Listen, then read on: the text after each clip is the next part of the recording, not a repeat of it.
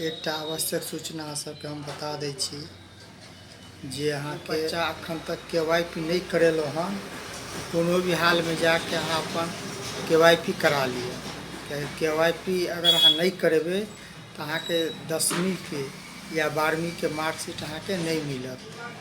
एकटा सूचना छलै, काफ़ी विद्यार्थी पूछे छलै कि सर KYP अगर नहीं करेबे तो की हेतै।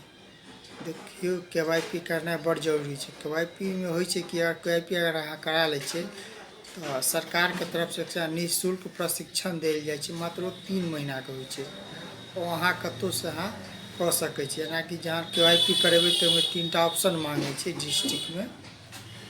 वो डिस्ट्रिक्ट में अहाँ 3 जगह में कोनो एक जगह अहाँ जे छै से अहाँ कौशल युवा प्रशिक्षण केंद्र के द्वारा सरकार द्वारा फ्री में से 3 महीना के प्रशिक्षण देल जाए छै, जे अहाँ निःशुल्क करा सकै छी। आ KYP जे छै से बहुत आसान तरीका से भ जाए छै। अहाँ अपनों से चाहबे तो कऽ सकै छी, किछ टाइम लागत।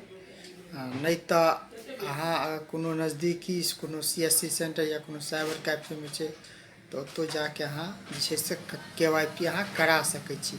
आ KYP करना हर लड़का लड़की के एकदम हर कैटेगरी के विद्यार्थी के करना बड़ जरूरी छै। यह एक आवश्यक सूचना छला जे अहाँके हम बता देलहुँ। ताहि दुआरे कोनो बच्चा अगर छूटल छी अखनो तक तो KYP करा लिअ।